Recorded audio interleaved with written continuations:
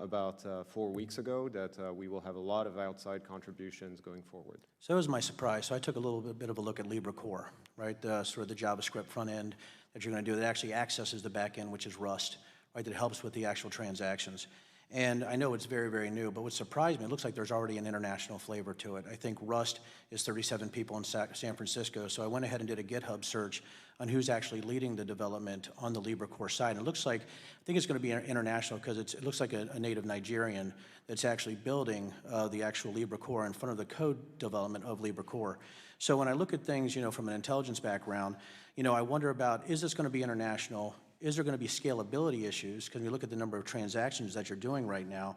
But I was really surprised by the Rust language as it was in the background. So my first question is why was the Rust language chosen as the implementation language for Libra? And do you believe right now, from what you've seen, do you believe that it's mature enough to handle the issues and the security challenges that'll really affect these large cryptocurrency transactions?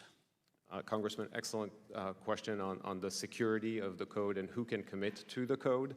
And the Libra Association will own the repository for the code, and as a result, while there are many flavors and branches being developed by third parties, only safe, verified code will actually be committed to the actual Libra core base that is going to be under the governance of the Libra Association. And that's what I really am hoping, because right now, and when I was looking at the nightly build releases, it looks like Libra was built on nightly builds of the Rust programming language. And it's a little interesting because that's not how we usually did releases in the DoD. And I was wondering what features of Rust are only available in the nightly builds, and this is something you can get back to me on.